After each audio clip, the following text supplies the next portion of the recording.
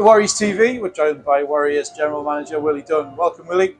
Thanks for having me. You're very, very welcome. So, it's been an opening weekend with a few things to talk about. So, First of all, we'll talk about the team. They seemed a little bit light in terms of numbers this weekend. Yeah, we knew that. Dean Holland wasn't playing, Onyaro wasn't playing on Saturday, came into the squad on Sunday. Skippy as well was carrying an injury, so we knew we were going to be light.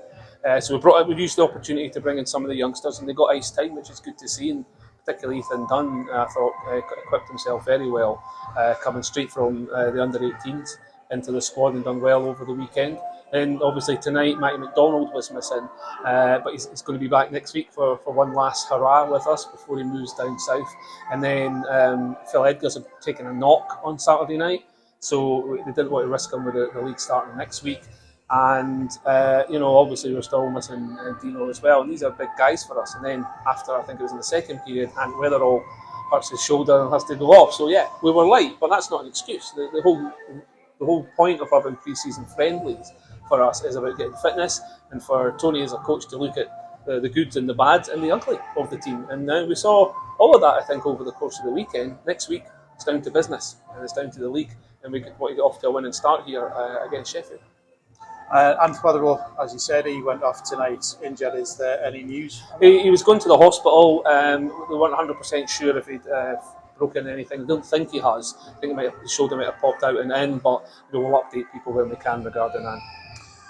I'm now going to give you two words that seem to have caused a bit of controversy this week.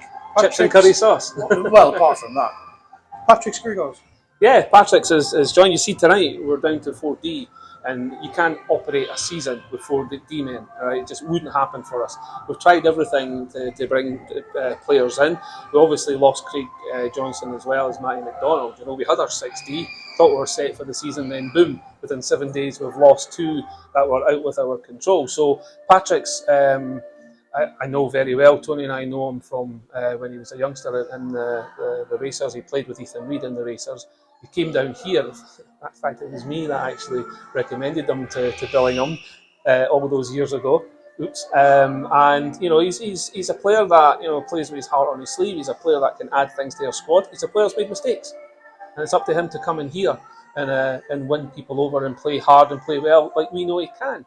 I spoke to him the other day there when some of the rumours were flying around and some of the things that were being said about Paddy, and he said to me, I'll just come in and show them what I can do, and I'll prove them wrong. He has to screw them up. He knows that. Tony's had long conversations with him, so have I.